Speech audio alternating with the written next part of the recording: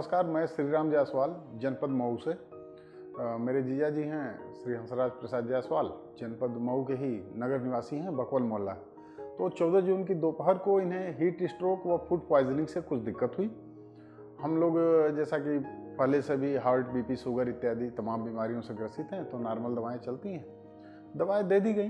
शाम तक काफ़ी तबीयत खराब होने लगी, तो हम वहीं अपने एक मऊ शहर में चर्चित हॉस्पिटल है, वहाँ लेके गए हम लोग इनको। तो वहाँ जाने के बाद पता चला कि इनकी हार्ट, बीपी, पल्स इत्यादि शून्य है। बीपी शून्य थी, नहीं मिल रही थी। जैसा कि मेडिकल विभाग में कहा भी जाता है, सामान्य तौर पे छोटे शहरों में डॉक्टर नहीं लेता, अगर आपकी नो बीपी तो नो एंट्री, मान के चलते हैं कौन भाई बवाल करवाएगा। लेकिन मेरे मित्र थे, उन्होंने इलाज शुरू किया। काफ़ी घबराहट में थे, लेकिन इलाज शुरू किया। इनकी स्थिति यह थी कि शरीर के सभी महत्वपूर्ण अंग धीरे धीरे फेल हो चुके थे और बहुत तेजी से खराब हो रहे थे। जैसे बीपी और पल्स में बता दिया, नहीं मिल रहे थे। किडनी के किडनी काफ़ी तेजी से ऊपर बढ़ रहे थे। दिमाग इनका शून्य हो चुका था। वहीं हार्ट की भी हालत खराब थी। कुल मिला जुला कर अब यह केवल ईश्वर की प्रार्थना के भरोसे थे।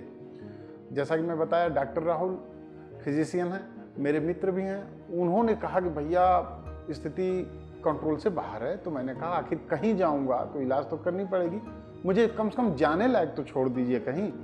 तो डॉक्टर साहब ने काफ़ी मेहनत किया, घंटे 2 घंटे तक मेहनत किया उन्होंने, और फिर उन्होंने मुझे आश्वस्त किया कि 3 घंटे तक का सफ़र बचा है आपके पास, आप इन्हें लेके कहीं जाइए ऐसे जगह जहाँ एक ही छत के नीचे सारी सुविधाएं मिले।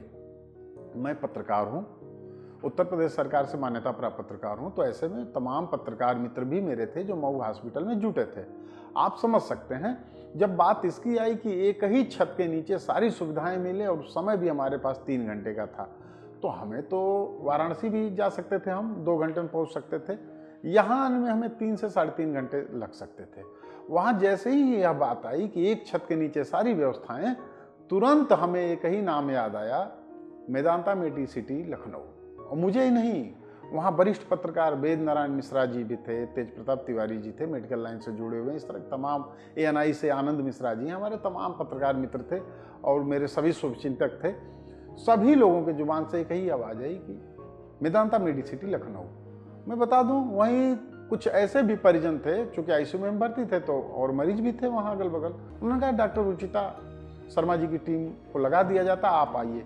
यहाँ मुझे पहुँचने में 3:30 बजे भोर में जब मैं यहाँ आया, तो डॉक्टर साहब की टीम यहाँ तैयार मिली। उन्होंने भी मुझे यह बताया और आगाह किया कि आपके मरीज की पोजीशन, स्थिति बहुत ही नाजुक है। मैंने सब कुछ उनके ऊपर छोड़ा और ईश्वर से प्रार्थना किया। भोर का समय था, मैंने कहा जो करना है आपको करना है, हम क्या, हम तो बस मूक दर्शक बन के खड़े रहेंगे। और आज 5वां 6वां दिन है। मेरे पेशेंट कल परसों से ही चल फिर रहे हैं, सब कुछ खा पी रहे हैं। स्थिति है कि यहाँ हम 14 की रात को चले, 15 की भोर में आए थे। 16 की शाम को ICU में जब मेरे पेशेंट से वहाँ जो जिनकी ड्यूटी थी, जिस सिस्टर की, नर्स की, उन्होंने कहा शाम को कि चाय बिस्किट खिला दें आपको, तो इन्होंने कहा कि चाय बिस्किट खाने की कोई चीज़ है, सेब लाओ, सेब खाते हैं। आप कल्पना नहीं कर सके, 2 दिन पहले जिन्हें हम मृत प्राय मान चुके थे, वह इतने अच्छे स्वस्थ हुए। मैं इसके लिए टीम डॉक्टर रुचिता शर्मा को बहुत बहुत बधाई देता हूँ, बहुत बहुत धन्यवाद। मेदांता हमारे लिए आज का अनुभव नहीं, पिछले 10 वर्षों का अनुभव है। ठीक है, ही पेशेंट जो मेरे जीजा जी हैं हंसराज प्रसाद जायसवाल जी, जिनकी मैं आज स्टोरी बता रहा हूँ, 10 वर्ष पूर्व इनका ओपन हार्ट सर्जरी, 22 सर्जरी वहाँ मेदांता गुड़गांव में किया जा चुका है। वहाँ से रूटीन जांच कराते हैं, रूटीन चेकअप कराते हैं।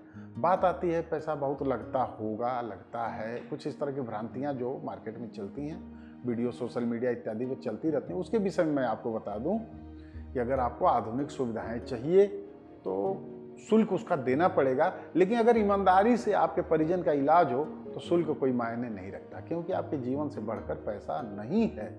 और इसको मैं कई बार कह चुका हूँ, मैं पोस्ट भी कर चुका हूँ, और मुझे नहीं लगा कि यहाँ कोई बहुत अधिक पैसा लिया गया, कोई अप्रत्याशित मुझे शुल्क या बिल पकड़ा दिए गए, नहीं।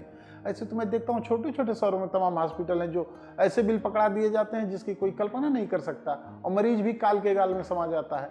तो यहाँ अगर अच्छी सेवा मिल रही है और उसका शुल्क देना है तो यह कोई मायने रखता ही नहीं। मैं पुनः पूरी टीम को धन्यवाद करता हूँ। नमस्कार, मेरा नाम डॉक्टर रुचिता शर्मा है। मैं इंटरनल मेडिसिन डिपार्टमेंट में कंसल्टेंट हूँ।